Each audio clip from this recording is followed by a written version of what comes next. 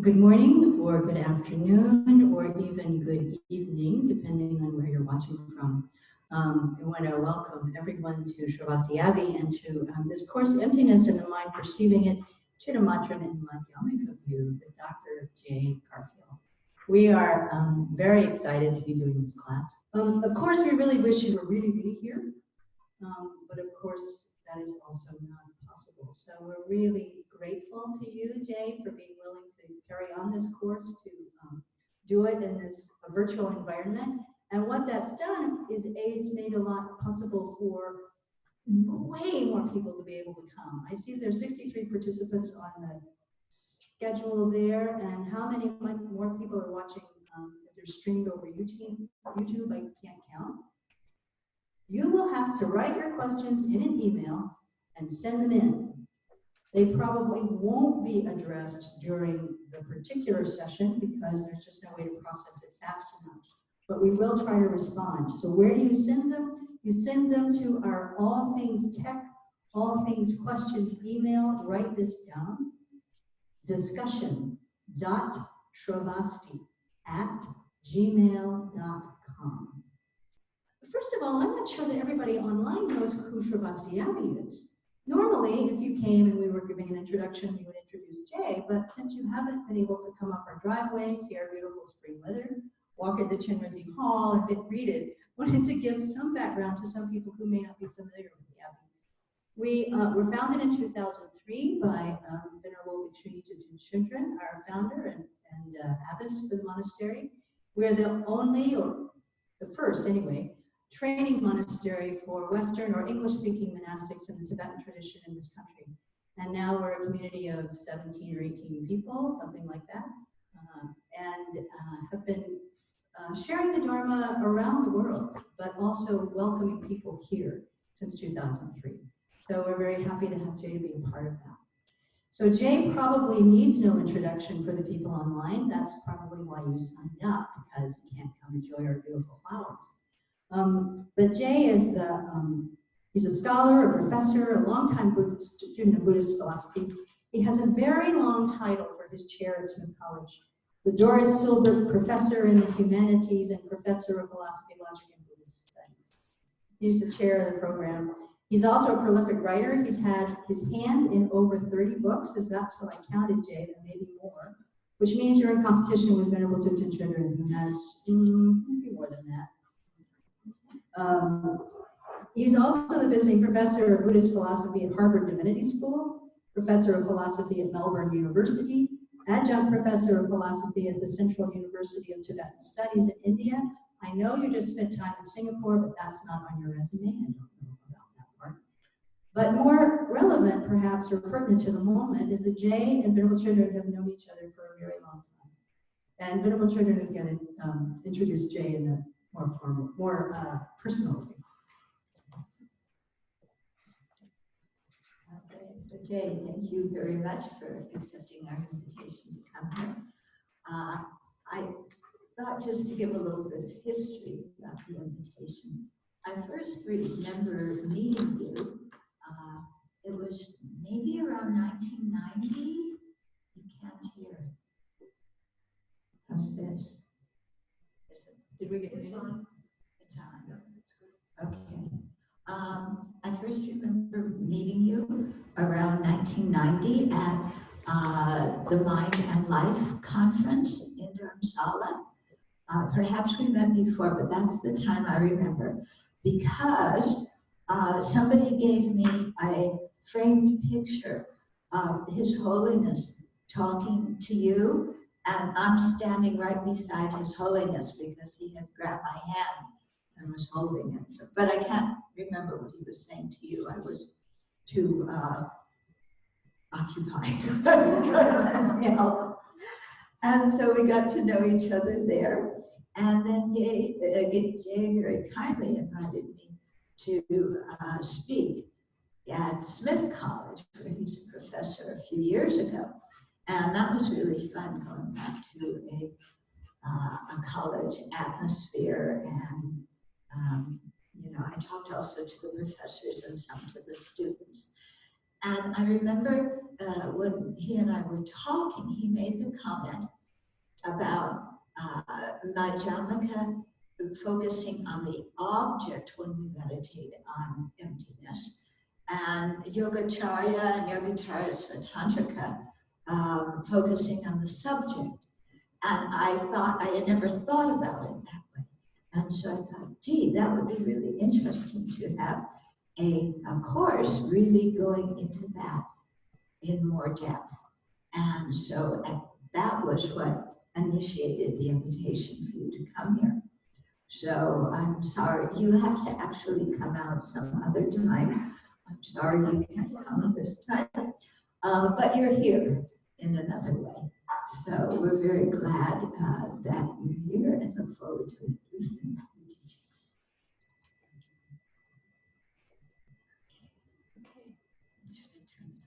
No, so we will start with some recitations. It's now the time, Jay, or you want to say something before we do that? Let me wait till after recitations. Okay, so we'll start with the recitations.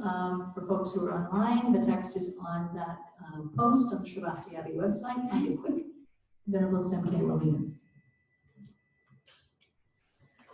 To the teacher, thou transcendent destroyer, oneness found, full destroyer, completely and fully awakened one, perfect in knowledge and good conduct, one gone to bliss, nor of the world supreme guided beings to be taken.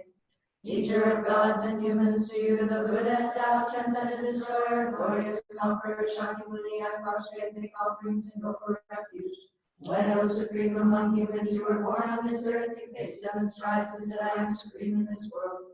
To you who are wise, then I bow. With your bodies formed supremely fine, wisdom ocean like a golden mountain. Fame that blazes in the 3 worlds, winner of the best supreme guide, to you I bow. With the supreme signs, face like the spotless moon, color like gold, to you I bow. You are immaculate, the 3 worlds are not, incomparable wise one, to you I bow. Great, compassionate protector, all-knowing teacher, field of merit and good qualities, vast as an ocean, to the Tathagata I bow. Through purity, freeing from attachment, through virtue, freeing from the lower realms. Unique, supreme, ultimate reality, to the Dharma that is peace I bow. Having freed themselves, showing the path to freedom, too well established in the trainings. The holy field endowed with good qualities, to the Sangha I bow. Do not commit any non-virtuous actions, perform only perfect virtuous actions. Subdue your mind completely, this is the teaching of the Buddha. A star, a mirage, a flame on a lamp, an illusion, a drop of dew, a bubble. A dream, a flash of lightning, a cloud, you condition things as such. Through this merit may sentient beings attain the state of all seeing, subdue the foe of faults, and be delivered from the ocean of cyclic existence, perturbed by the waves of aging, sickness, and death. I take refuge until I have awakened in the Buddha, the Dharma, and the Sangha. By the merit I create, by listening to the Dharma, may I attain Buddhahood in order to benefit all sentient beings. I take refuge until I have awakened in the Buddha, the Dharma, and the Sangha. By the merit I create, by listening to the Dharma, may I attain Buddhahood in order to benefit all sentient beings. I take refuge until I have awakened in the Buddha, the Dharma, and the Sangha. By the merit I create, by listening to the Dharma, may I attain Buddhahood in order to benefit all sentient beings.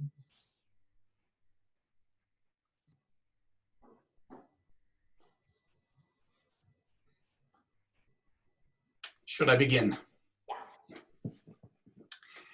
I want to begin, Venerable Thupten Chodronla, Khenmo Rinpoche, as I like to think of you, Venerable Thupten Damche, Venerable Chinyi, thanking you very much for the invitation to Sravasti Abbey and for the opportunity to be talking with you today and for the next week or so.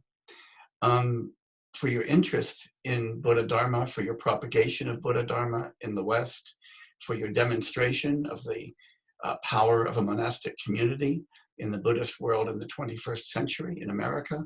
There's just so much to thank you for. But I also want to thank you for all of the logistical and technical support that makes this possible. Really, I'm very, very grateful.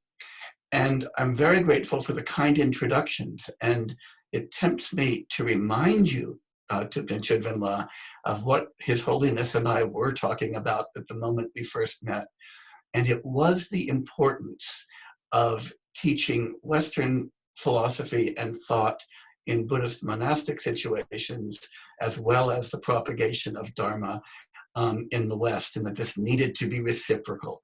And so there's a wonderful blossoming of that idea today, where you've got basically a guy who's just a Western trained philosopher teaching with you at this time, realizing the vision that His Holiness had all of those years ago, and in which I've been very privileged to be enlisted as a kind of servant or foot soldier of His Holiness in that venture. So I'm very happy that you remember that particular moment in that introduction. It warms my heart immensely. So thank you. And I also want to thank all of those who are participating in the webinar and on Zoom for making this possible, because after all, it makes no sense to teach if there aren't students, and it makes no sense to teach if I can't learn from my students. So I'm very happy to have all of you present today. So let me, before we even go any further, echo the recitation that in which we just participated, and really make sure that we firmly set our motivation before we go any further. We're meeting on Zoom. We're not meeting in place, and there's a reason for that. The reason for that, of course, as we all know, is this horrible pandemic that has swept the world, that has taken tens of thousands of lives and will take tens of thousands more lives, that is causing suffering to millions, not only through the loss of life and loss of loved ones, but the loss of prosperity, work, security, and any sense of what their future is. It reminds us that the world really is pervaded by suffering. That first noble truth isn't just a kind of idea or plaything. It's a profound aspect of our reality. It reminds us of our interdependence. None of us is exempt from this. And it also reminds us, therefore, of the urgency of action on behalf of others.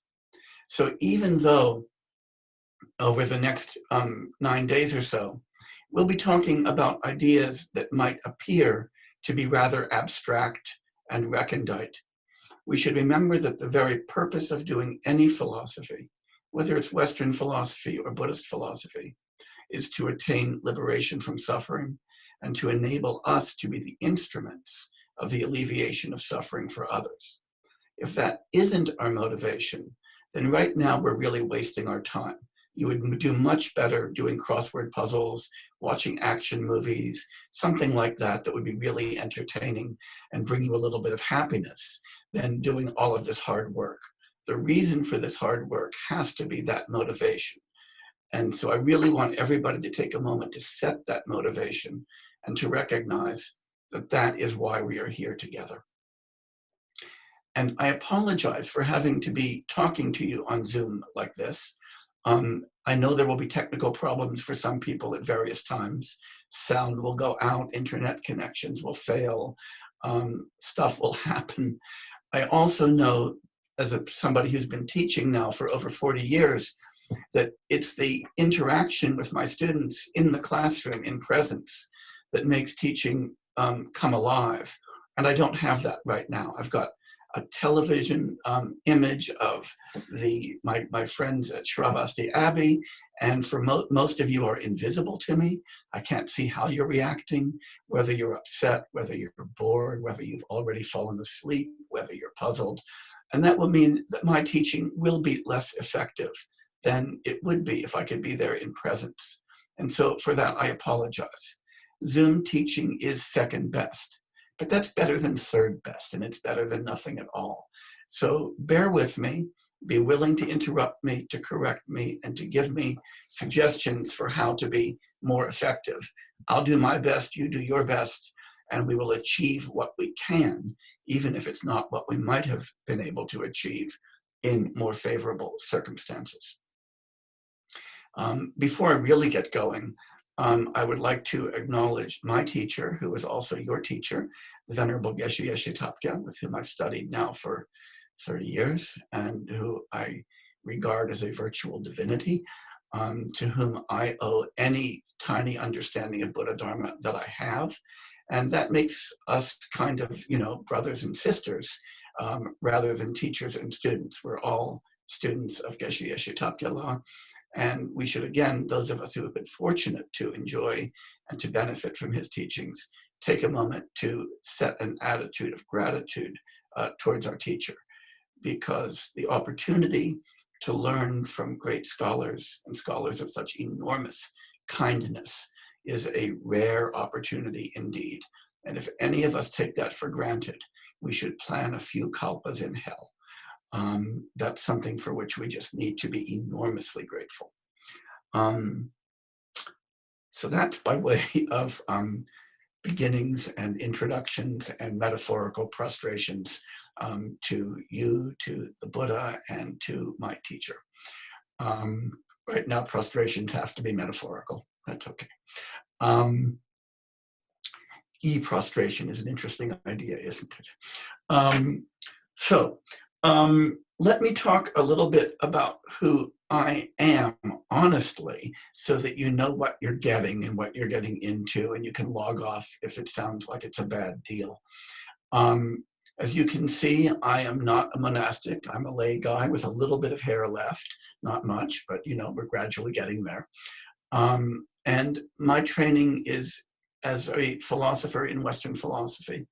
And much of my work is very firmly in areas that most people wouldn't recognize as having much to do with Buddha Dharma. I think it does have a lot to do with Buddha Dharma, and I'm going to try to convince you of that. I came to Buddhist philosophy late in life. I was very happy that I did. But I've always thought of philosophical reflection as something that transcends borders. And just because thoughts were thought by or words were written by people who look like me, that's not a reason to take them less seriously than thoughts or words from people who look very differently from me, and vice versa. So I think of the philosophical world as a very big world, and a philosophical interchange as something that has to be done with an open heart and an open mind and open borders. And I'll be talking with you very much in that spirit. That's me. Now,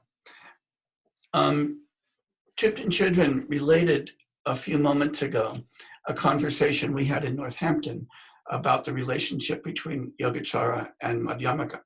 And I want to begin by saying I take no credit for that. Because I first heard that idea from His Holiness the Dalai Lama in a teaching in Delhi about 15 years ago, more or less, in which he argued that the three turnings of the wheel of Dharma should not be taken as alternatives to one another, not as Buddhism for dummies, Buddhism for semi-dummies, and Buddhism for smart people, as we sometimes hear, but rather in the following way, that the first turning of the wheel of Dharma presents a general and incontrovertible account of the nature of cyclic existence and release from cyclic existence.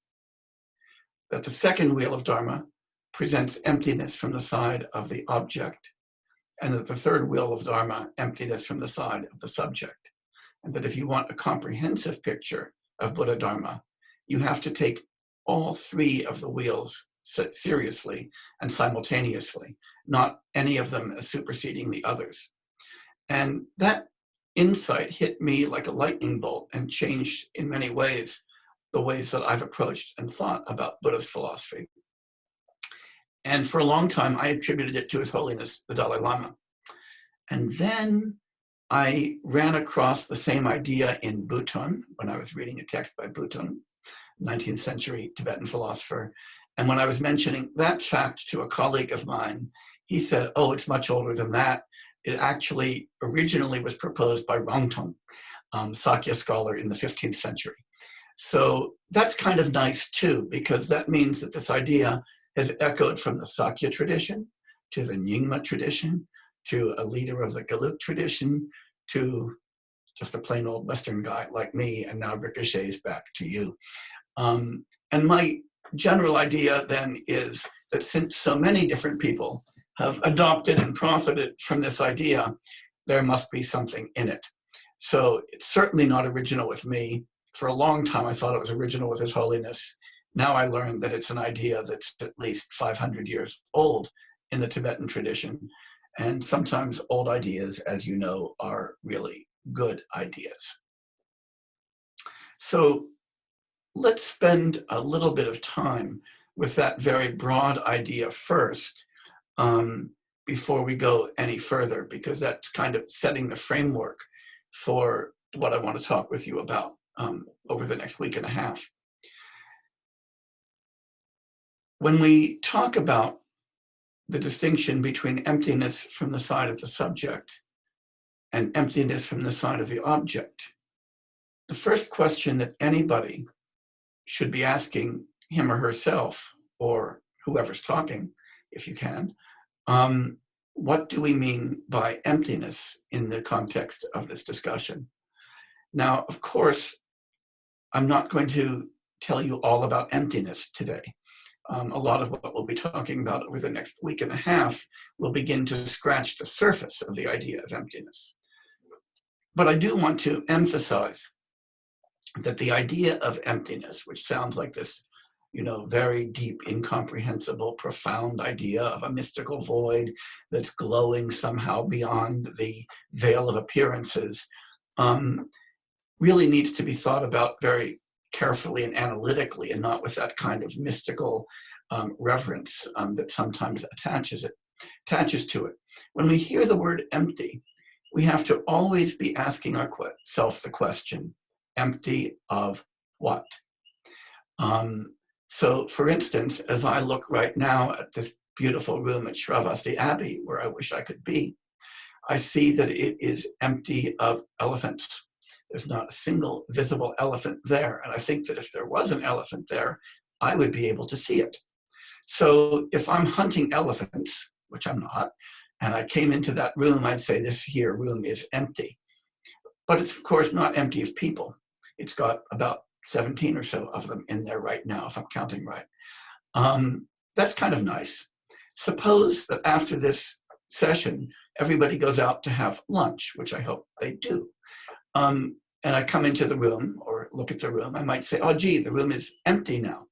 Empty of people, yes, but not empty of furniture. The tables will still be there. Maybe the laptops will still be there. Bits of paper will still be there. We could even imagine somebody saying, time to really clean the place up. They take all the furniture out, all of the papers out, clear the walls for a real good spring cleaning. We might say, well, now the room is really empty. Well, it's now empty of elephants, people, furniture, laptops, but it's not empty of air, and so on. So we always have to ask, empty of what? And one way to think about the difference between the traditions that we're going to be examining, and I should say I'm going to be spending by far the bulk of this time, maybe even almost all of it, on the Yogacara tradition itself, because I think that's the tradition that often gets short shrift. We'll be getting slightly different accounts of what things are empty of. The general idea is that things are empty of what I like to call intrinsic identity or intrinsic nature. The Sanskrit term is svabhava, the Tibetan term is rangshin. And as you all know, or as anybody who's read any Buddhist philosophy in English, these terms get translated a dozen different ways. And the fact that they're translated a dozen different ways should lead you to recognize the fact that languages don't always map neatly onto each other, and philosophical traditions don't always map neatly onto each other. This isn't the beginning of a short sermon about why it's really good to learn languages, so you don't have to rely on translators, because translators are horrible people. There's a wonderful Italian proverb, traditore, traditore. Translators are traitors. Only one letter difference between those two words in Italian. They're always traitors to the text.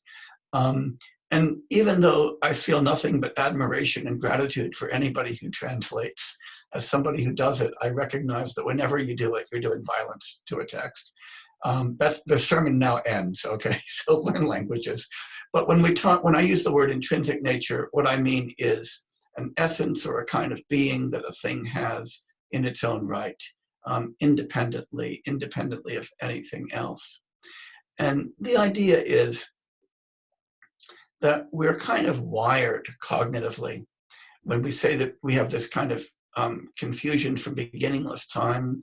In the Buddhist tradition, if you're working in a kind of more Western scientific tradition, you can say, hey, it's part of our genetic psychological heritage, right? It's not something we kind of invented. We had it before we were born. This tendency to see things as existing in this very independent, intrinsic way, and of being the things that they are just in virtue of the things that they are. What we're going to see is that very general characterization gets different specific readings in the Yogacara and the Madhyamaka tradition. And I'm going to be spending most of my time talking about how to think about that from the Yogacara tradition. And I'll talk about why I'm going to do that in a moment. So that's what we're going to be doing. And when we think about emptiness, we always have in the backs of our minds the idea that we're deeply concerned with the relationship between the emptiness of things, and we always have to fill in that blank, but for right now, let's say intrinsic identity. We'll fill in the blank more specifically later. But we're interested in the relationship between that emptiness, which we think of as the ultimate nature of things, with their conventional reality, with the fact that we don't analyze things in terms of emptiness in order for the world around us and for our experience to disappear. That is, I don't think that we liberate ourselves from suffering by failing to see those around us. We do not become more caring people, more friendly people, more impartial people, more capable of rejoicing in the joy and the success of others by failing to see others or seeing the world or seeing ourselves. Rather, the trick is to see things, but to see them as empty. But we can't stop seeing them. When we see them, we see that we're seeing conventional reality. And so we're constantly keeping in mind this balance between ultimate emptiness and conventional reality. If we lose emptiness, we reify. If we lose conventional reality, we become idiot nihilists who can't even see the world around us and so can't be effective at all. Those two things need to be kept hand in hand. And we're going to be looking at how to keep them hand in hand and to keep them both present to us in the Yogacara tradition as well as in the Madhyamaka tradition. I emphasize that because very often I hear people say, oh, here's what's wrong with Yogacara. It denies the reality of the external world, or it denies the reality of the things that we see. And I want to emphasize that if it's a tradition that's understanding emptiness, that cannot be the right way to see it. So we're going to really be trying to give Yogacara a run for its money as a valuable tradition. That's kind of the big picture of what's going to happen. Now let me talk a little bit before I go any further about my logistics in teaching in this strange medium, and then I'm going to dive into real work. I think that one of the dangers of this kind of teaching is it can become extremely boring, even no matter who's doing it. I mean, here you are sitting staring at me talking for hours and hours, and we don't interact in the kind of way that we would in presence. And you also may have questions, and then you forget them when it comes to the end of the session. So what I'm going to try to do is to stop about every 20 or 30 minutes for a brief question period, where I'll invite questions either from the Abbey or from the from the Zoom viewers and take a few questions, break things up a little bit, allow a little bit of change of pace, and then go back to really boring lecturing so that we don't all completely zone out. Because the terrible thing about me boring you to tears is you won't learn anything. And what's really bad about you not learning anything is that makes me a lousy teacher, and that would destroy my self-image. And since the main reason I'm here is to buttress my own self-image, we have to be really careful, okay? So really, let's try to stick together and break things up. And I will really welcome questions and interruptions. I always say that about questions, by the way, I often have students who preface a question by saying, I know this is really stupid, but, or I know this is a really dumb question, but, please don't do that, okay? Please don't do that. The idea of self-deprecation as equivalent to seeking knowledge is really dumb, right? I would prefer that you think about it this way. If I have this question, then somebody else in the room has the question. But she is too timid or perhaps too tired, or perhaps hasn't even been able to formulate the question yet. And as an act of generosity and care for her, I will ask the question on her behalf, since if I have it, I know that she does. So I'd really, really like you, whenever you have an objection or a question, don't say, oh, this is too dumb to ask. Say, oh my God, my friend has this question. I'd better ask it on her behalf. And I will be so impressed with the bodhisattva deed. It'll just be wonderful. So please practice questioning as a bodhisattva deed and never deprecate yourself for asking questions or for interrupting. I actually just see a question coming up in the Q&A. I'm really happy about that, from Blaine Snow, that I am going to answer right now, because it notes something that I might have managed to confuse you on. And I always love the fact my wife is named Blaine, so when I see a Blaine Snow, I think, oh gee, another Blaine in the world. This is kind of nice.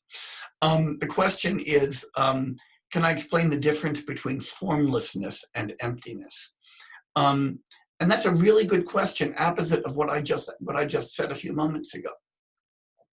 When we say that something is formless, we mean that it doesn't have any kind of physical appearance or shape, right? The term in Sanskrit, right, that we translate as form, rupa, means physical substance, or it can mean shape or visible appearance. It's kind of a complicated word in that way.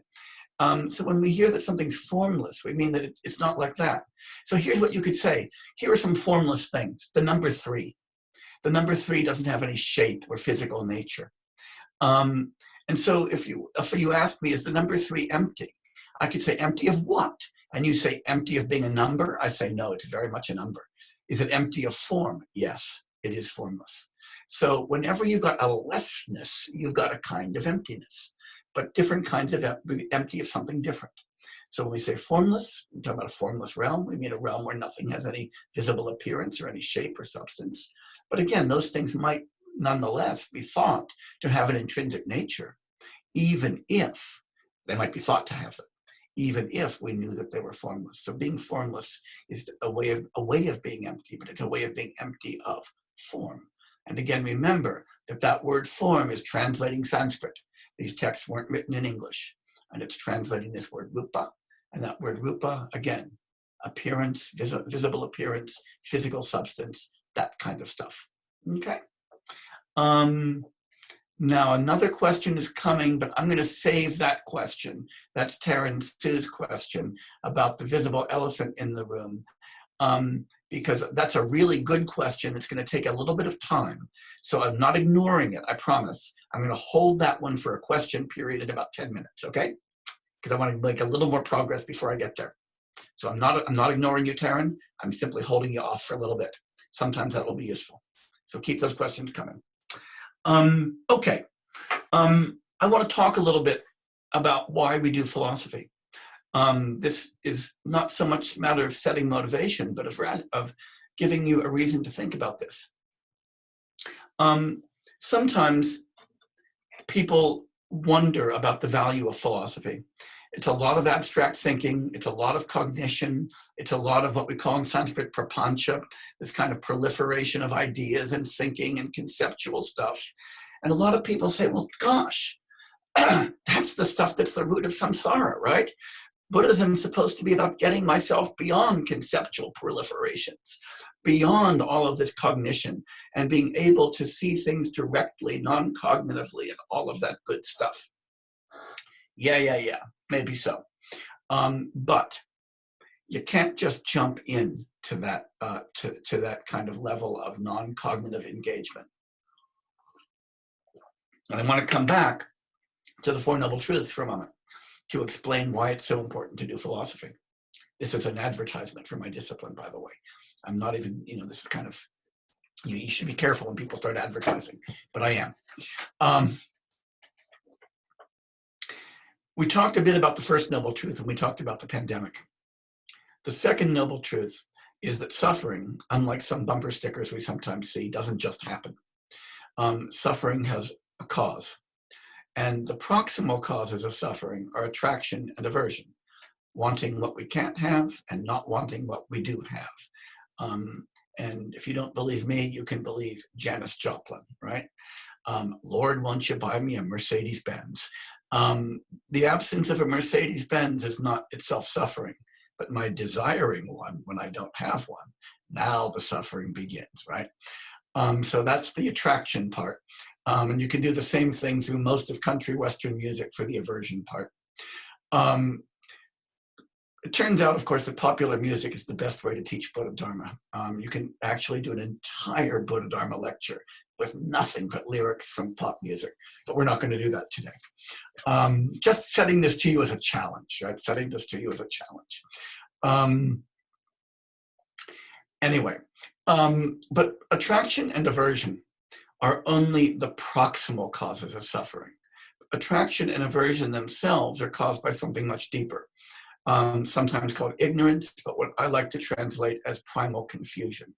And the reason I do is ignorance sounds like something negative, right? Just an absence of knowledge. But as J. Tsongkhapa points out in many places, that idea, that root of suffering, is not a mere absence of ignorance. It's the positive superimposition of intrinsic reality, of intrinsic value on things that lack it. It's a positive thing. And so I like to translate it as confusion. It's confusing things that are empty with things that are non-empty. Confusing things that are not intrinsically desirable with things that are intrinsically desirable. Confusing sources of happiness with sources of suffering. Confusing means putting two things together that shouldn't be put together, right? That's the idea of superimposition. And that's primal confusion. Now, that means that if we're interested in the third noble truth, that is in a release from suffering, we need to extirpate the roots of suffering.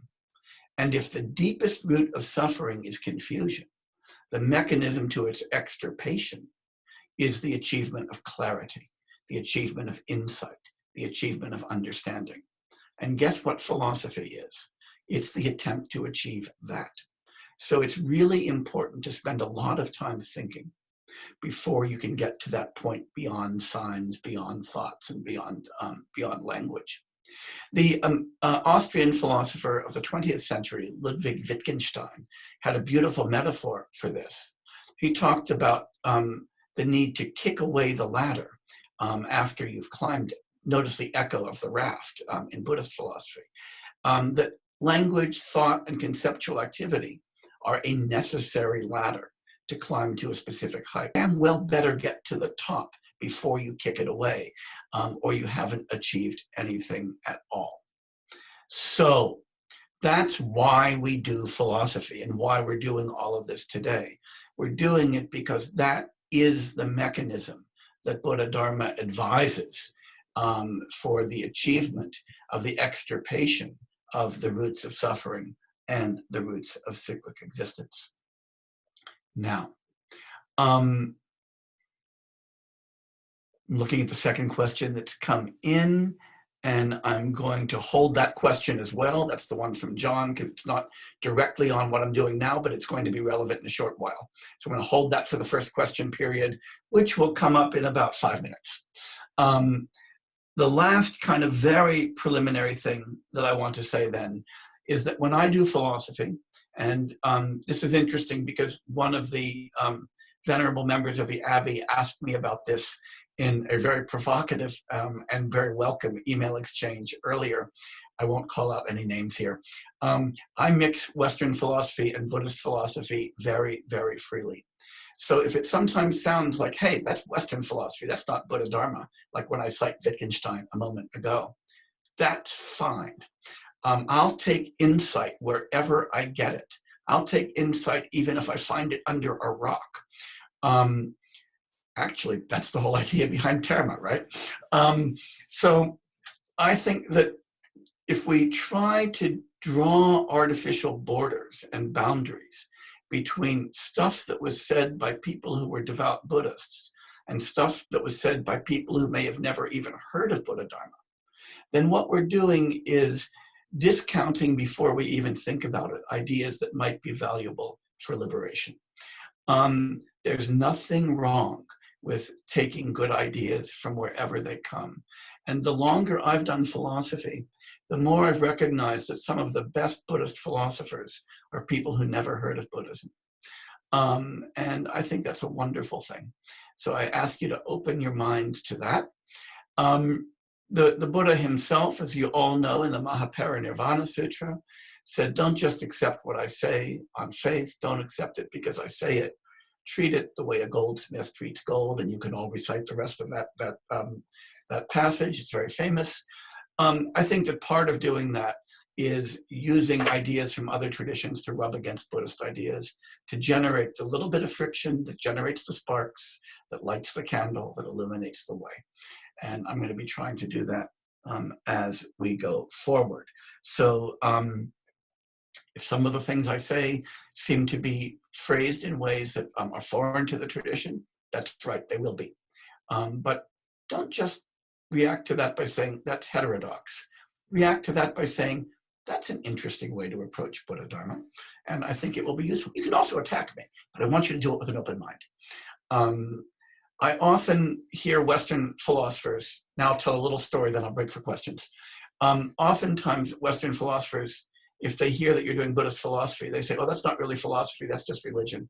That's just a bunch of stuff that you're supposed to accept on faith because the Buddha said it, there's no reasoning there. And so I say to Western philosophers, are you saying that because you've actually read and considered that literature, or because you just know as an article of faith that it isn't philosophically interesting? And you know how that one goes, right? But the same thing goes from the other side. One of my most memorable conversations still, and one of the most valuable conversations that I ever had, for me anyway, was when I first met the late Venerable Lobsang Gyatso from the Institute of Buddhist Dialectics. And this was actually only a few months before I met, no, it was a month after I met Thupten Chödrön for the first time. It was at the Kalachakra in Sarnath, right after that Mind and Life meeting. And I was going to meet him to offer to teach some Western philosophy at the Institute of Buddhist Dialectics, because I'd been doing that at Sarnath for some time, teaching a course on history of Western philosophy, and Sandong Rinpoche had suggested that I might do this at the Dialectics Institute as well. And Genla said to me, he said, well, that's a very kind offer, and it's really wonderful that you're here in India studying Buddhist philosophy, because we have a very vast and very profound tradition, but everybody knows that Western philosophy is very superficial and materialistic, and we have nothing to learn from it. And I thought, well, this guy teaches debate, we're going to go for it. So I said, well, I think, Genla, you might be wrong. There might be something in Western philosophy from which even Buddhists can learn. He said, oh yeah, what's your best book? And I said, well, it's Kant's Critique of Pure Reason. And he said, okay, come up and teach us Kant's Critique of Pure Reason, and we'll see if there's anything in your philosophy. So I went up there and I taught the seminar, and after the fourth day of the seminar, Genla said, we need to translate this into Tibetan, and we need to really introduce some more Western philosophy. So he had an open mind, and I really always valued that about him. So please approach all of this with the open mind that Genla Lobsang Gyatso showed all of those years ago. Okay.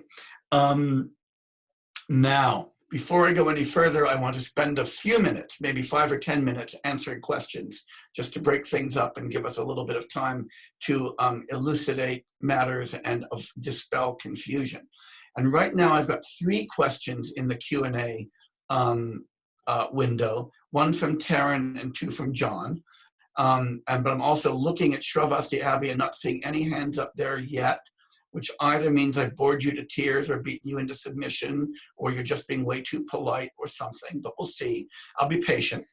Let me talk about these questions that I have first. Taryn asks the following question, saying, you indicated, oh wait, what happened? Oh yeah, I did answer Blaine. You indicated that if an elephant's in the room, it would be observable. Extending this to intrinsic nature, what's the basis of making the same claim? That's a really nice question. So yes, the nice thing about elephants are they are really observable if they're there. It's rare to be in a room with an elephant and to not know it, because they're perceptible and they've got lots of form. Svabhava, or intrinsic nature,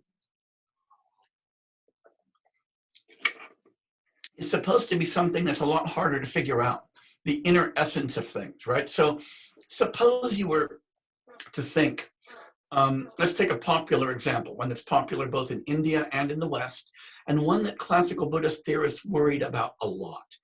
So you might think that human beings have an intrinsic nature, and that's given by our soul, or our Atman, that our mind and our body might be accidental to us.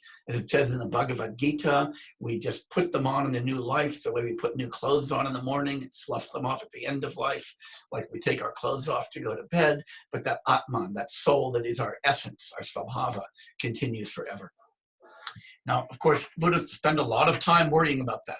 Selflessness, or Anatman, is a central idea in Buddhism. And it's because maybe that attribution of intrinsic nature, the attribution that we make to ourselves, is the most deadly of all. But people don't always believe that that's observable.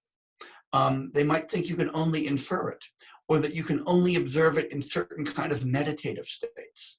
So this depends on what tradition you're in.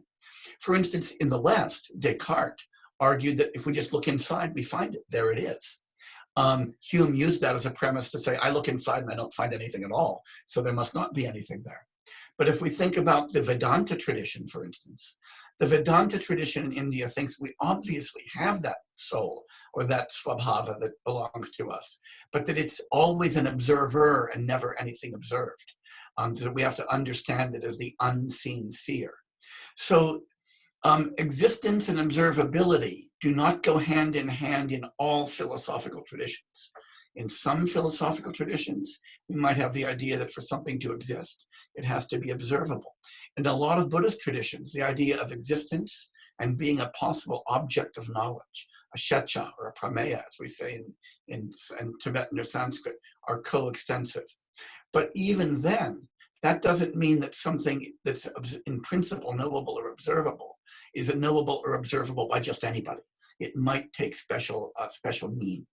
So these aren't exactly the same idea, even though they might sometimes be coextensive. Does that help a little bit? I hope that helps, Taryn. If it doesn't, you can always re-ask it or follow it up. I don't want to obfuscate. John says, so I've heard some people saying, in response to suffering, that it's all in their head and that they consider Buddhist philosophy to justify this view. I wonder how you'd react to this tendency spiritually and philosophically. I want to say, hold that thought and be turning it over in your head for a long time, because we're going to be examining in the Yogacara tradition the sense in which everything is all in your head. That's the chittamatra, the mind-only idea, but also the sense in which that's not a way of not being real. That might be a way of being real, and your head might be a little bit bigger than you thought it was. And the stuff that's in your head might be a little realer than you thought it was. I'm going to say something now that I was going to reserve for this afternoon, but it's an apposite time to say it. And this is a line from a colleague of mine, a philosopher named Dan Lusthouse, who's done a lot of really good work on Yogacara. And he said, when people say Chittamatra and they think that means everything is mind, they ought to mean mind is the only thing you can do anything about. Notice, for instance, that Shantideva, who is certainly not a Yogacara, he's very much a Madhyamika and a critic of Yogacara, says something very similar to this when he says, the world is covered with rocks and thorns. I could either solve that problem by covering the whole world with leather, or I could put on a pair of sandals. That's to recognize the reality of sources of suffering, but to recognize that the only way you alleviate it is to pay attention to your mind. So when you think mind only, don't think mind is the only thing there is.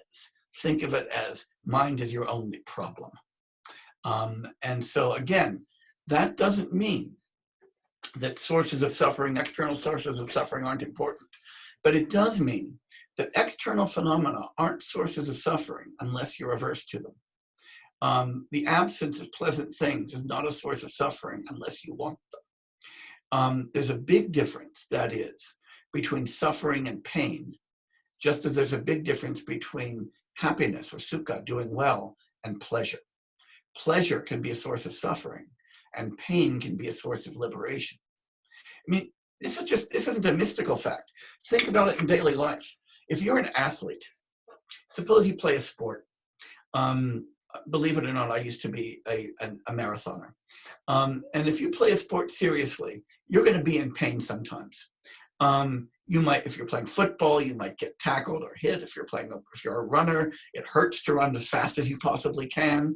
But you don't experience that as suffering, you experience that as joy. Pain is only suffering when it's something that you don't want and you're averse to it. Pleasure, you might think, is always a source of happiness. But, pleasure can be an enormous source of suffering. There's a wonderful Tibetan proverb that samsara is like licking honey from the blade of a sword. That honey might feel like it's a really great thing, but there's a nasty surprise underneath it. So again, when we think about samsara, we shouldn't be thinking in terms of pleasure and pain and external phenomena. We need to be thinking in terms of suffering and release from suffering. And that forces us to think about the subjective side of things, not the objective side. And again, I want to remind you, that's not some weird Yogacharan idea. That's an idea that Shantideva himself accepts in Bodhicharya Avatar. John asks about good ideas and asks, how do we know what's good? The tradition, he says, at least gives us axioms and a framework for discrimination. Yeah, that's right. But you know what? The tradition says lots of things, right? And this is a problem that Buddhist philosophers in the tradition recognize themselves. So when we begin by distinguishing Nayartha from Nitartha, from texts that are taken by a particular tradition to be definitive from those that require interpretation, people within the Buddhist tradition have already recognized a diversity of views within that tradition. The Buddha himself tells you how to tell what's good. Try it, examine it, subject it to analysis, ask whether it's functioning as a mechanism for liberation or a mechanism for bondage. You might be wrong about it. There's no infallible test. You don't have a pit of litmus paper you can put on a text or an idea and hope that it turns blue or red. But I come back to the idea that as human beings, our job is to reason and to think these through. Oh, here's a really important question. I'm going to take one or two more, and then I'm going to go back to talking.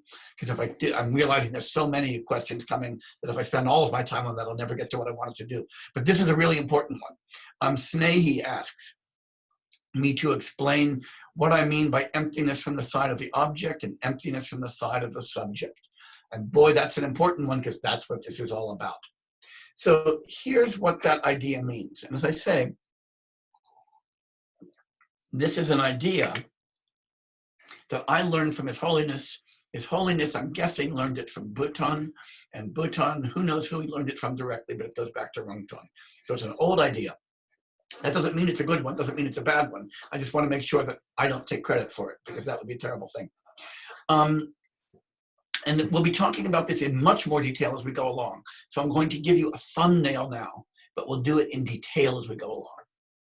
When we ask what it is for something to be empty of intrinsic nature, or as we're going to see later, maybe empty of subject-object duality, or maybe empty of externality, or emptiness of having a particular property. We could be asking that by examining the object itself and saying, let's analytically examine that object. So for instance, if I take my favorite object today, which is an apple, here it is, you can see the apple right there. And I ask, gee, does this apple have an intrinsic nature? I might go after that by looking at the apple itself, the parts, the relationship between the apple and its parts, the relation between the apple and the tree that it grew upon, the relationship between the apple and my mind, and so forth, and be analyzing the object. Or I might be asking the question, when I contemplate the apple, what am I creating? Am I simply recognizing something that already exists? Or am I, in some sense, projecting and creating the object? When I do that, I'm examining my own subjective attitude as opposed to the object. What I'm going to try to convince you is that both kinds of analyses are important, and that the great strength of the Yogacara school is that it teaches us to do that analysis from the side of the subject, to begin not on the object side, but to begin with our own mind. And I say again, that might sound very radical, sound very anti-Madhyamaka, but it's not. I think of it as the other side of the coin. When you have a coin, you've got heads and tails. You don't say, oh, the coin is really heads, not tails. You've got to look at both sides. Just as we look both at conventional and ultimate reality as co-constituting each other, we need to look at the objective and the subjective side of things as co-constituting each other.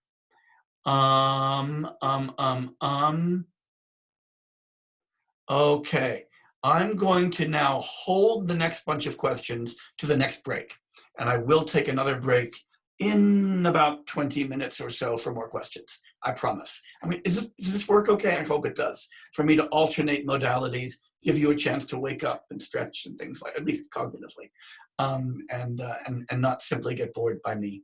Are there any questions from the Abbey itself, though? I don't see any hands up. If not, I'll just keep motoring on. Okay, okay, I'm happy. I hope that doesn't mean you're just bored. The next kind of introductory thing, and this morning I'm talking mostly, this is what we call in Tibetan preliminary explanations, right? Getting all of the context for the real work. So the real work will start this afternoon. This morning is context, is to talk about doxography. And we've implicitly been talking about doxography as we've been going on. So what do I mean by that Greek word for a Tibetan and Indian idea? In India, we call it, in Sanskrit, we call it Siddhanta. In Tibetan, we call it Drupta. The idea of classifying tenet systems. And in China, we have a name for it as well, Fangbao. So what we do is typically in these systems, both in India, Tibet, and in China, I guess I can't say both, in all of those, we not only classify tenets, but they tend to get ranked hierarchically. Here are lower schools and higher schools. And it always turns out, by the way, this is kind of one of those wonderful coincidences, that whoever is constructing the system seems to have their own school at the top. I've never seen anybody construct a doxography where their own school is at the bottom, and they say, gee, here's the real doxographic system, me, I adhere to the bottom rung. And you need to think about that, right? You really do need to think about that when you think about doxography. That should at least get you worried.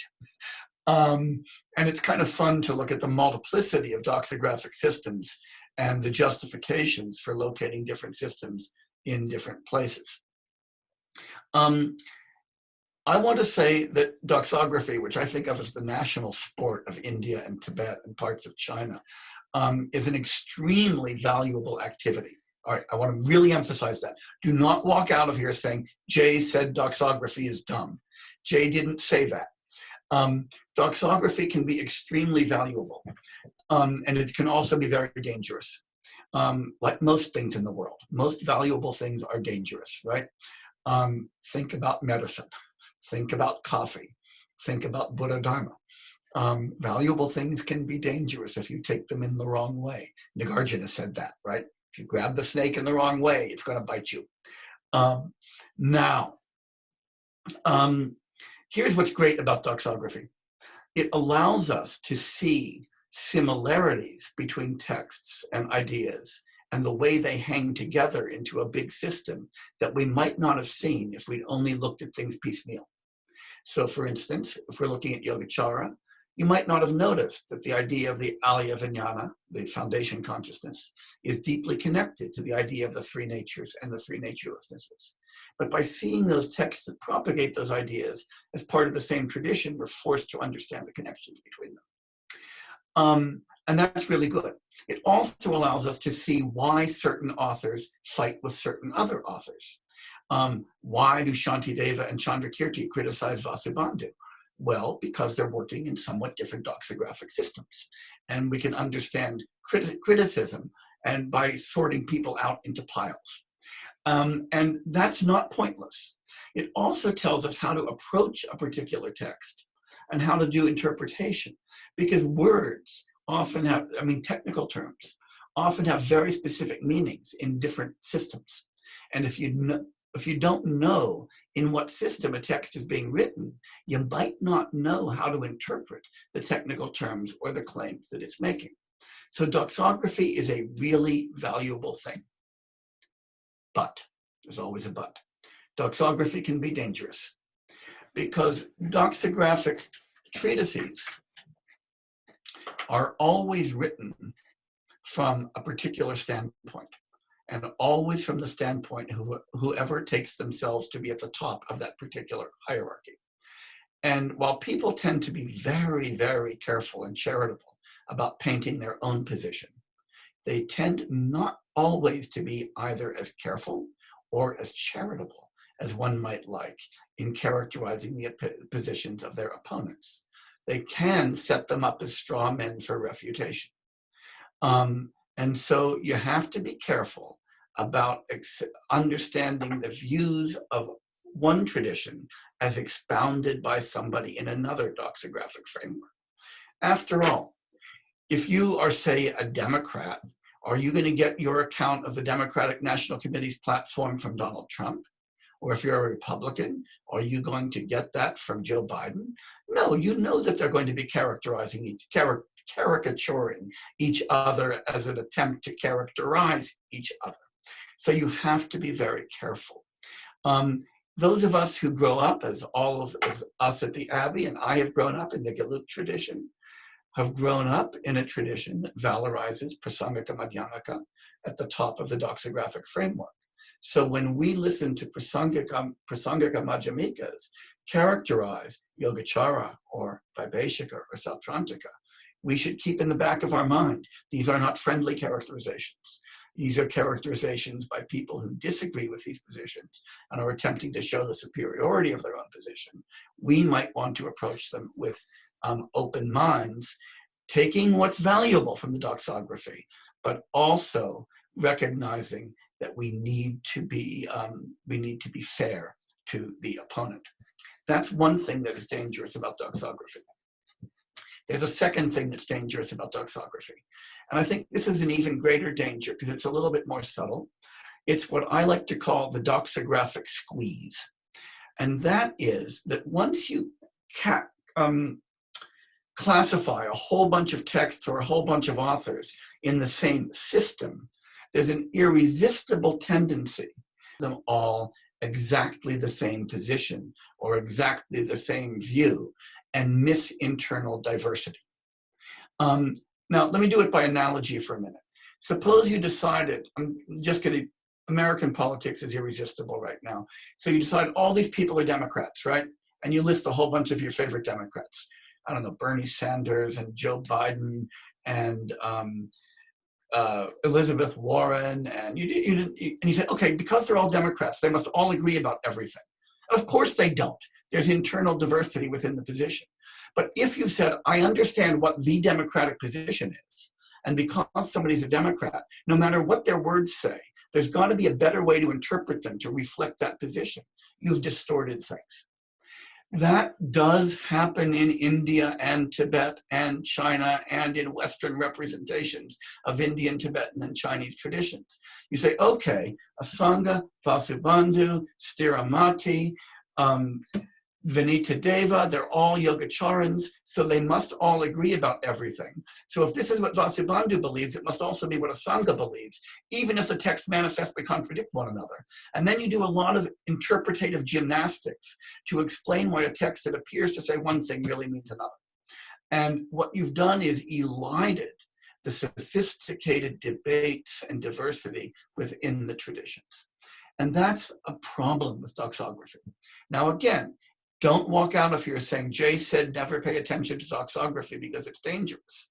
What Jay said was, pay attention to doxography because it's very valuable and very useful, but treat it with caution and keep an open mind when you're reading accounts of opposing positions written by their opponents, and always resist the doxographic squeeze and pay attention to diversity within traditions as well as identity within traditions. And we're going to have reason to think about that in a great deal of detail when we get to the Yogacara text that we're looking at.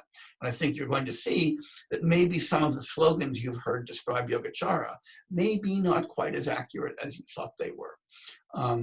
This is not a reason to disparage the omniscience of your teachers. It's just a way to say, sometimes you have to say, okay, that's the doxographic line. I know I can do better. Now, having said all of that, here's a quick sermon. Why should we take Yogacara seriously, even if we think of ourselves as adherents to the Prasangika Madhyamaka school, even if we believe that the Prasangika Madhyamaka school is the most sophisticated possible adumbration of Buddha Dharma, and we think that below that is the Svatantrika Madhyamaka school, and below that is the Yogacara school. You know how this goes, right? And so we think Yogacara is really Mahayana for dummies. Why should we nonetheless take it seriously? It ain't Mahayana for dummies. That's the first thing to say.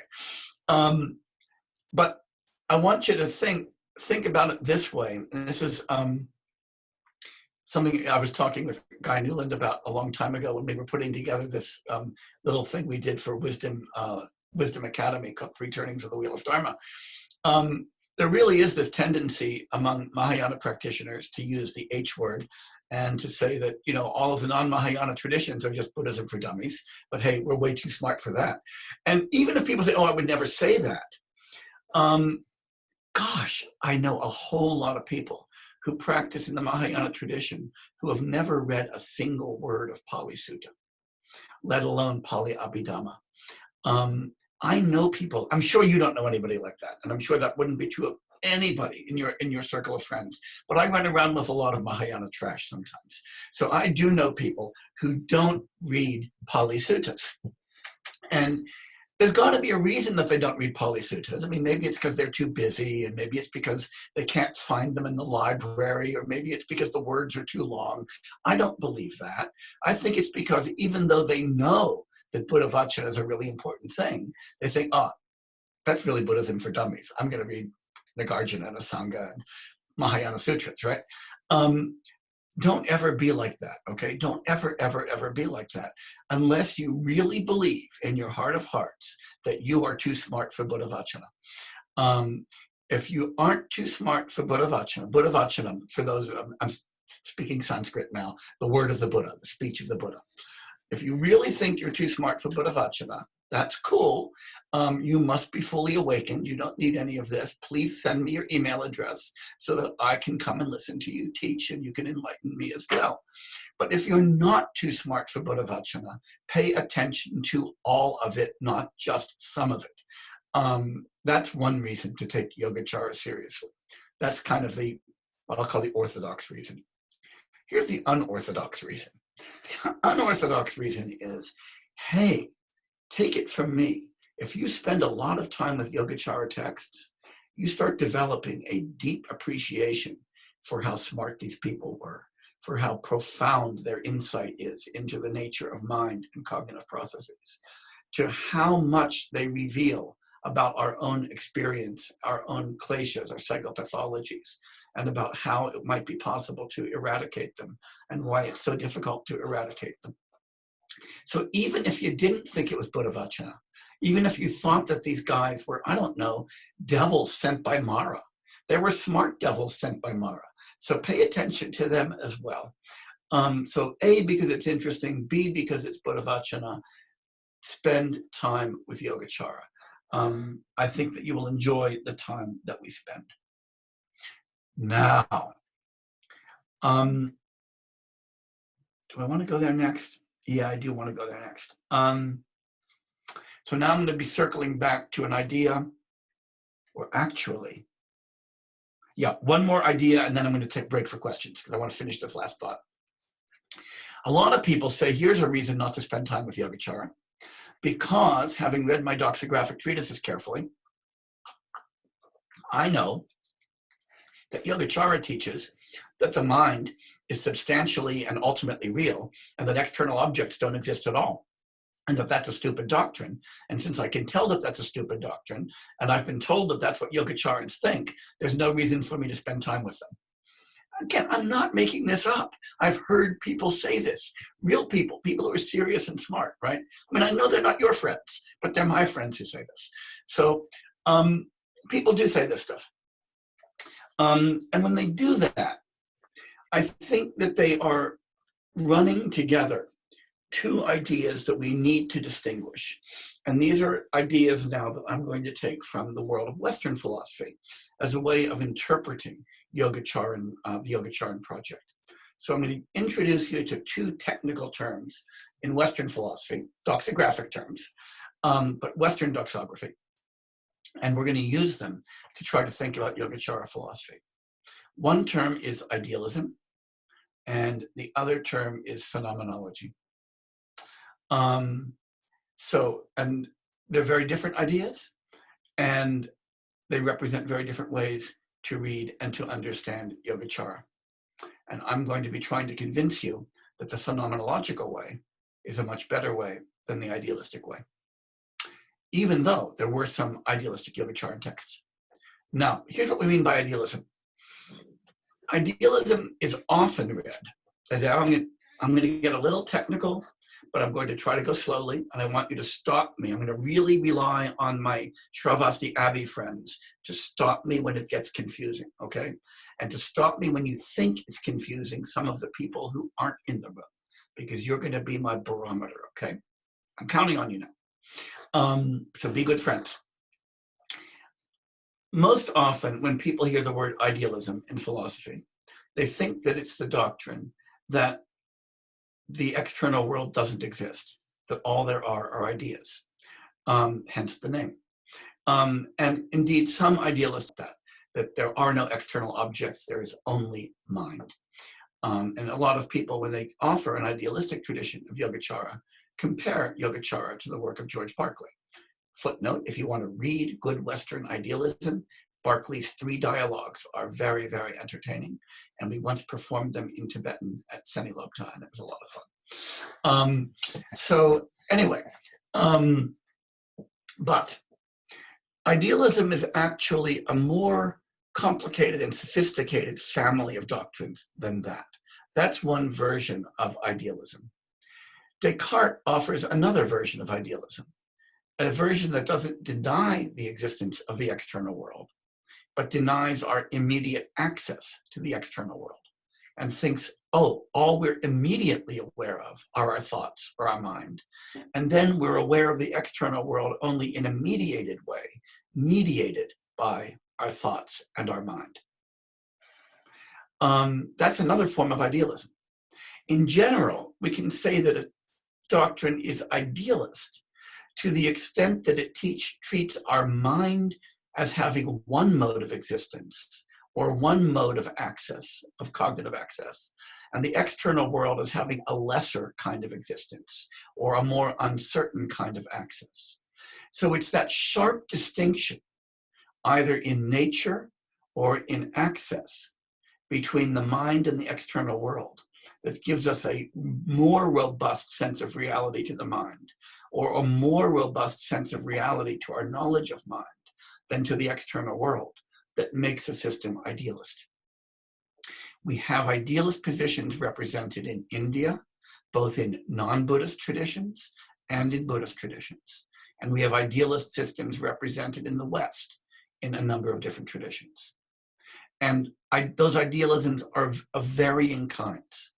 But again, here's what I want you to hold in your thought, because we're going to want to interrogate this when we look at the Samdhinirmochana Sutra later on, and when we look at the Trisvabhavanirdesha later on. Do you really think, as we explore the Yogacaran systems, that they are idealist in either of those senses? In the hardcore sense of saying the mind exists essentially and the external world doesn't exist at all? Or even in the more moderate sense of saying that the mind has got a more robust kind of existence than the external world, or we know the mind better than we know the external world. So that's what we mean by an idealist system. And there are idealist interpretations of Yogacara. And I would say that most people, both in Tibet and in the West, who have interpreted Yogacara, have given it some kind of an idealistic spin. Not everybody, but many. But the other way I want to think about it is the phenomenological way. And we have to be careful when we talk about phenomenology. Some people think that phenomenology just means introspecting, looking inside and seeing what you find and describing the nature of your experience. So I say, gee, right now my throat's a little dry and scratchy. Right now my back's a little sore from sitting. Right now I see a bunch of people on a video screen and so forth. That ain't phenomenology. That's just introspection. Anybody can do that. When we turn to phenomenology, what we're asking is, and this is now we're doing philosophy, not introspection. We're asking, what does the structure of our mind, our thought, and our cognitive processes have to be like in order for our experience to present itself to us as it does? So we start with those data of experience, but we don't finish there. We then ask, what kind of mind or what kind of relationship between mind and world could have given rise to experience like this?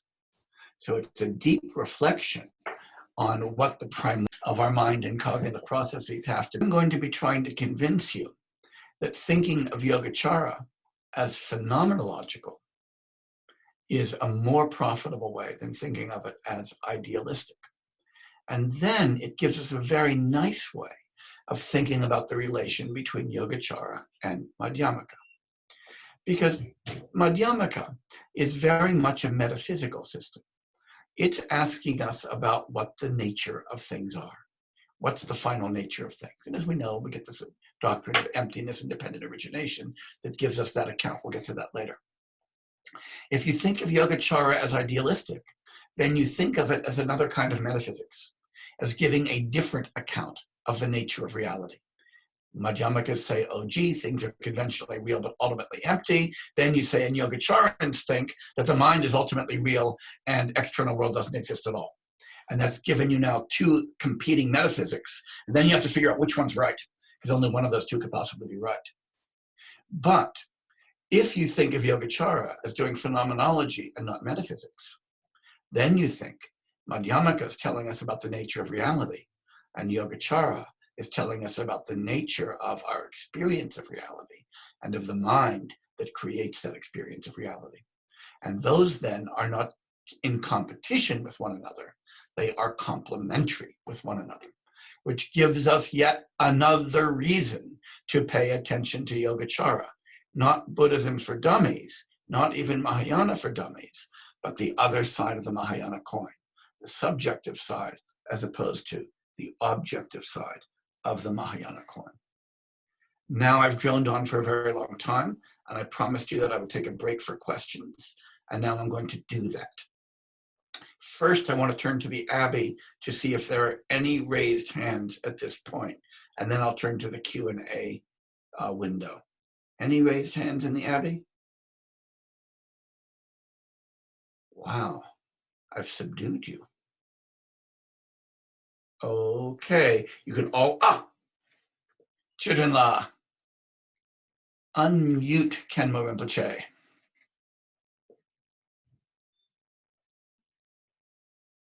Why do you think that the Madhyamaka Madhyamakas, especially the Prasadikas, set up Yogacarya and Madhyamaka as presenting alternative views of reality, ignoring the subject-object difference in the system, so the complementariness of the subject and object. Why do you think they set the doxography up like that?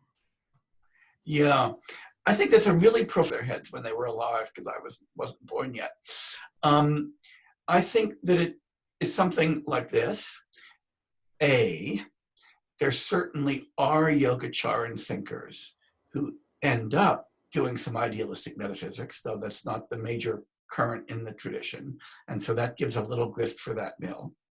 But I think B, it's like this, that Indian thought in general, not just Indian Buddhist thought, but Indian Buddhist thought as a special case of Indian thought, has always been a highly forensic, debate-oriented, competitive tradition, in which competing analyses of reality, adaptable tendency to see somebody who's saying something different as a possible debate partner and figuring out a way to set that debate up. And I think that's kind of it's there as a cultural phenomenon. But here's another piece of it. The other piece of it was that these were competing enterprises, if not competing schools, right? I mean, you have to recognize that people in monasteries and monastic universities are competing for resources. Who's going to get their text copied? Who's going to get money for the library? Who's going to get to teach the good classes, right? And the way that you compete is you debate, and the way you debate is you set up opposition. And that's not always bad, because sometimes even if you set up a straw man, that debate can illuminate things. But I think that there's that kind of tendency to competition between people who are doing different things. And I guess those are just speculations, but I don't think it's been an entirely positive thing in the history of Madhyamaka Yogacara relations because of that. Now here's a place where you see that overcome, integrate those ideas. Thinking of Bhutan and Mipam, who did great work in that area. You see people who are really trying to overcome that doxographic framework and try to see these as useful. But that I think has been in India and Tibet the exception rather than the rule, but it's been a very wonderful exception when it's happened. In China, things are really different, by the way, partly because of the nature of the transmission to China, because Madhyamaka and Yogacara texts were transmitted in a kind of jumble together without the doxography. And there was much more of an attempt to see these things as coherent rather than as in tension with one another. And so when you look at schools like Huayan and Chan, you see a lot more integration of Madhyamaka and Yogacara ideas. But again, there are exceptions there. If you look at the Sanlun school, which is very much a Madhyamaka school, they're very hostile to Yogacara ideas. And if you look at the Hasso school, it's very much Yogacara and very hostile to Madhyamaka ideas. So that happens every place. Yes, Janila.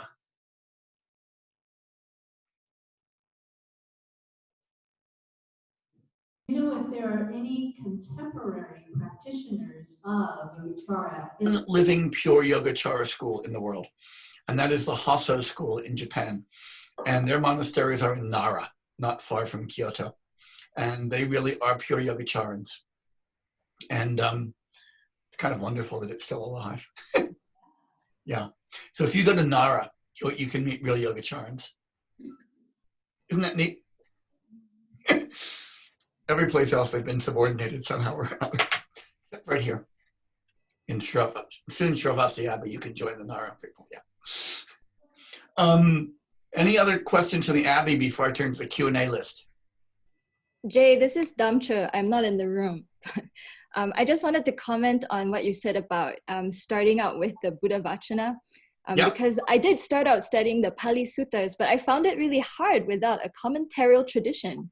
We were reading the text cold, right? Even with the teacher's exegesis, sometimes I turned to a commentarial tradition mainly because it gave me a framework to follow. But I appreciate what you said about doxographies and being suspicious of them sometimes. Yeah. So I was curious too, though. I didn't know that there were doxographical systems in Chinese Buddhism. I mean, what I encountered was just understanding that Master Yin Shun is attributed, right, for laying out the steps to awakening. Mm-hmm. So could you tell me more about that? Sure. So Pan Chao, I think, is the Chinese term, but I'm probably pronouncing it very badly because I don't speak Chinese. But so, for instance, if you look at Zongmi, Zongmi's exposition of Buddhism, just begins with this very elaborate doxography where he includes non-Buddhist systems in his doxography too. So he puts the Confucians at the bottom, and then the Taoists, and then he moves up through the Vaibhashikas, and he got this long system that puts the Chan system at the top, above Indian Madhyamaka, right? And Chen Tai is right below Chan, by the way. So this happens all through the Chinese tradition as well. The doxography is a very, very popular sport. The Chen Tai doxographies, Chi put that one together that surprisingly has Chen Tai at the top and Huayan right below that. So it's very much a common sport. The other thing I would say is I understand the difficulty of reading suttas without commentaries, but the Theravada people have got lots of good commentaries as well. And you can turn to their commentaries. Buddhaghosa is a beautiful guy to read if you want a good commentary on Pali tradition. And Buddhaghosa is just beautiful, absolutely beautiful writer. You can spend your whole life with Buddhaghosa and never exhaust the insights. Other questions from the Abbey? Okay, I'll turn to the window for a minute, but if I see a hand in the Abbey, it's going to take precedence. Ellen Wolfe asks me if I started my career neutral to Eastern and Western. This is just autobiography, so really quick, since I think I'm nowhere near as interesting as Buddhavachana. I started my career not even knowing that there was such a thing as Eastern philosophy. I was trained in Western philosophy, and when I was in graduate school, nobody taught anything non-Western. And I was dragged into non-Western philosophy. I was dragged into Buddhist philosophy, kicking and screaming by my students. So I only came to Buddhist philosophy later in my life, and really not as part of my training at all. I always say that I'm practicing without a license. I have no degree or credentials in Buddhist studies at all. I'm just making it up as I go along. But my training was all in Western philosophy. Let's see. I'm jumping around looking at the ones that I think are going to be more useful right now. Jeff Schaefer asked a really interesting question apropos of one of my sermons earlier. It just jumped away from me. Where did it go? He says, concerning multiple languages, is it possible to fully understand the subtle details of Buddhism, or even reach enlightenment in many lifetimes, not knowing Sanskrit and Tibetan? Sure it is. There's lots of people who don't study Sanskrit and Tibetan, and they learn a lot. Because Buddha Dharma has been translated into many languages. And I will say that when I started studying Buddhist philosophy 30 years ago, yeah, there was very little translated, and not all of it was very good. Now there's a lot more. And honestly, when I say to my colleagues in Western philosophy who say, oh, I can't really approach that because I don't know the languages, I say, sure you can, read it in English. I think that's just fine. Or read it in Chinese. I mean, the Chinese canon is vast, right?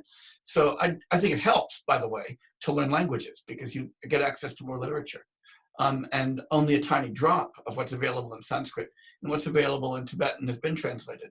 But more and more is translated all the time. Don't use the absence of a language as an excuse not to study. But don't use the fact that there's plenty available in English as an excuse not to learn languages. How's that? Okay. Taryn is asking about intrinsic nature. Oh, we already answered that one, didn't we? We answered that one. No, it's a follow-up. It's a follow-up. I'm sorry. Okay. I'm going to read it then carefully. My question relates to intrinsic nature. It seems that the analysis of emptiness hinges on the claim that in the case of intrinsic nature, existence and observability are equivalent, and that it's not, no. I don't want to say that. Neither the analyses in Yogacara nor in Madhyamaka hinge on that assumption. I think it's very important to see. They are going to hinge on the idea thinking about round squares or four-sided triangles. And I think that's really important. None of the major arguments that we see in Madhyamaka or Yogacara have to do with the fact that we don't observe intrinsic nature. They have to do with the idea that given what we do observe, intrinsic nature is simply incoherent and inconceivable. And we're going to get there, I promise you, when we get into the Samdhinirmochana Sutra. So I don't want to try to give an extended lecture on that topic right now. I want to approach it through the texts that we're going to examine. But it does not hinge on observability. That's really important. Leah says, I'll probably get to this, and I will, but she'll put it up now anyway, and she has. What does it mean in the Chittamatra, or mind-only system, to say that foundation mind truly exists? And I'm going to ask you a question. I know where you can find indoxographic texts that Chittamatrans say that. What I would love is the citation in a Chittamatra text, grain of salt. So hold on to everything that you've been taught by Madhyamika teachers about Yogacara. Put that aside for a little while, and let's, with a very fresh look and an open mind, approach Yogacara texts and see whether they really say what we might have been taught that they do say. I'll tell you a bit of autobiography, right? I mean, I grew up a good Galuk student, right? Yeah. That might be one way to read them.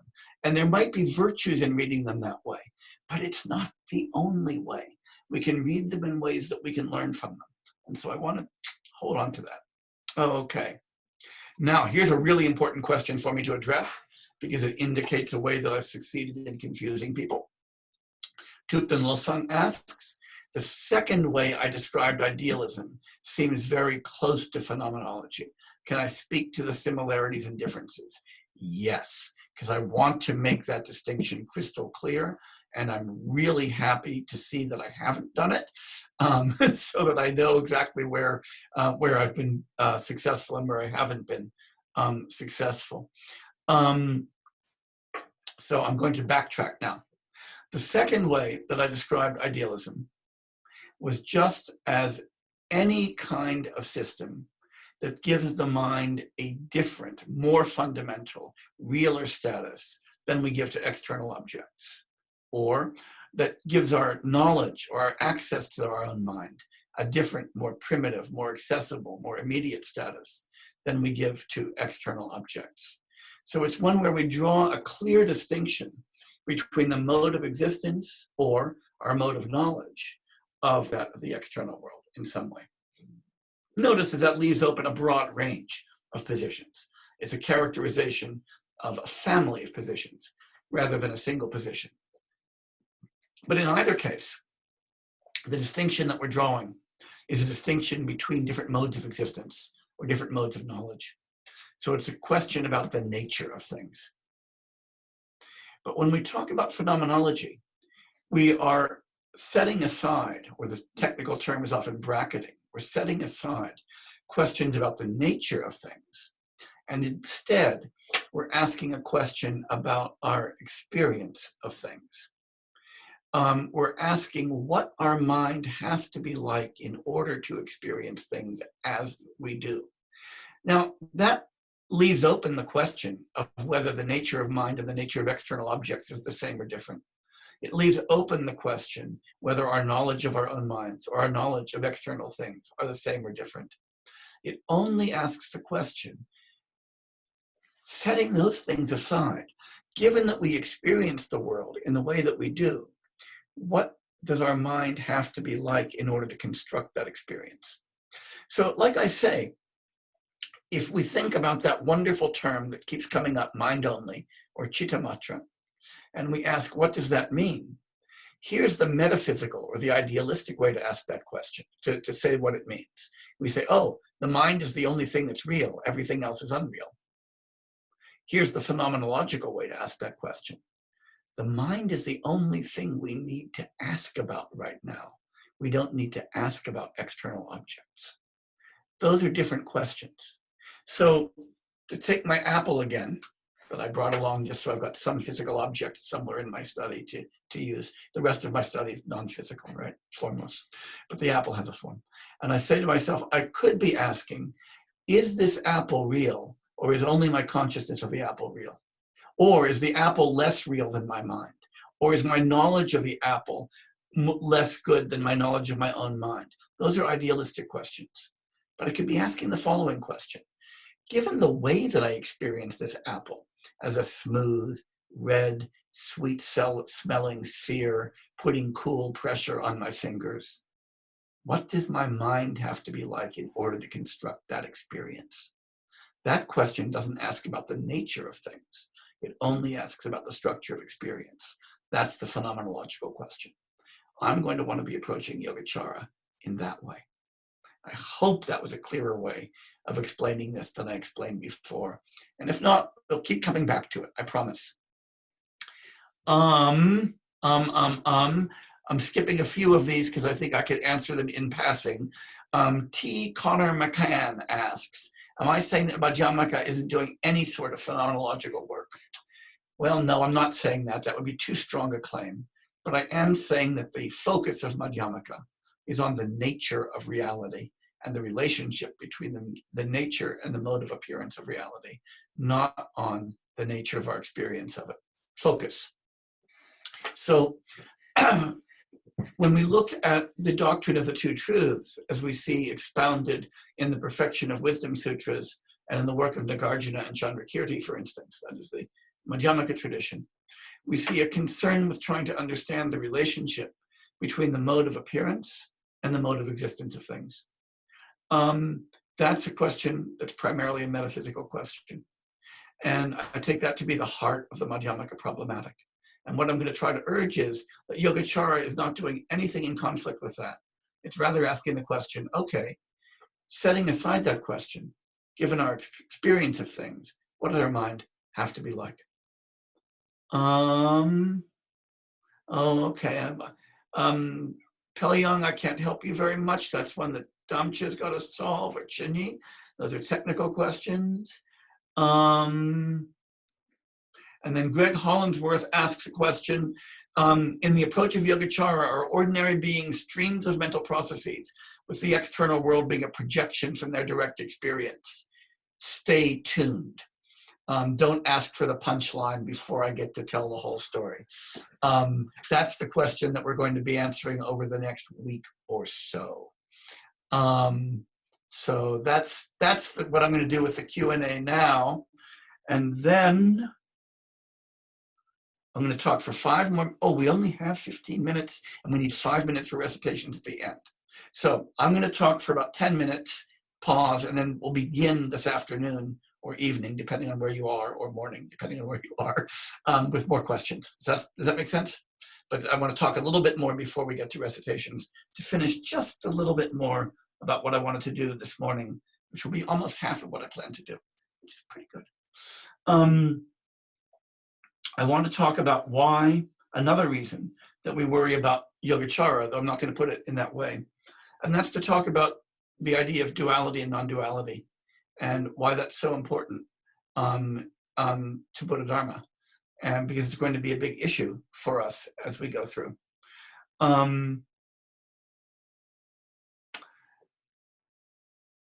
There's a lot of literature in Buddhism, and a lot of thought given to transcending dualities and entering non-duality. And that's true in every Buddhist tradition, really. The locus classicus, if you really want to have fun with this, is the 9th chapter of the Vimalakirti Sutra, which is called The Entry into the Dharma Gate of Non-Duality, which is all about non-duality and duality. And Buddhism thinks about a lot of different dualities and a lot of different non-dualities. I want to point that out. Duality and non-duality aren't a single thing. We can talk about the duality between the conventional or the ultimate, or the non-dual relation between those. We can talk about the duality between form and emptiness, and the non-duality between those. We can talk about the duality between subject and object, which is the one that's going to occupy a lot of Yogacara thought. And I want to talk about subject and object.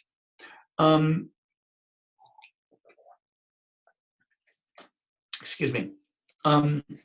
when we think about subject-object duality, we've implicated ourselves almost immediately in a kind of reification. We've also exempted ourselves as subject from the world in a fundamental way. And that's the real problem. So I want to give you an analogy here to explain why it's so problematic and why it's so weird, okay? Why it's so weird to think in terms of subject-object duality, even though that's our instinctive, natural way to experience our relationship to the world. First, let me convince you that it's your instinctive, natural way to think about it, your relation to the world. And this, by the way, forms the basis of so much philosophical thought in India and the West. All of Vedanta is based on the idea of subject-object duality and trying to overcome it in a non-duality. When we think of ourselves quite naturally, I think, okay, what do I have here? Well, I've got me, and I've got the world I experience. I've got my mind, and I've got its objects. There's I, and there's you, and there's them. There's here, and there's there. All of our language is built with these deictic pronouns that distinguish between where I am and where I'm not, who I am and how I should plan my life, or what it's rational for me to do. People say, I need to think about my future on 2 feet. I need to be an independent thinker and not influenced by other people.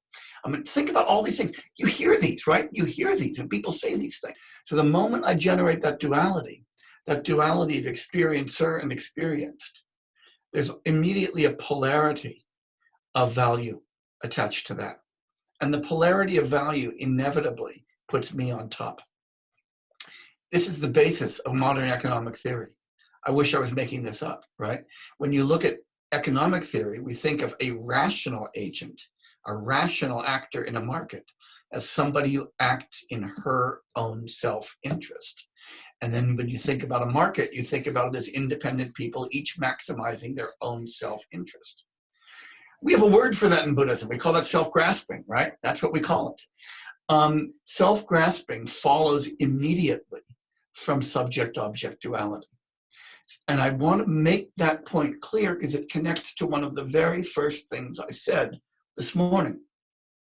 That is, the reason we are doing this philosophy is not as an abstract conceptual exercise. This is not fancy Sudoku. This has consequences, and it's important. Thinking about non-duality and duality can seem very abstract, very metaphysical, very weird.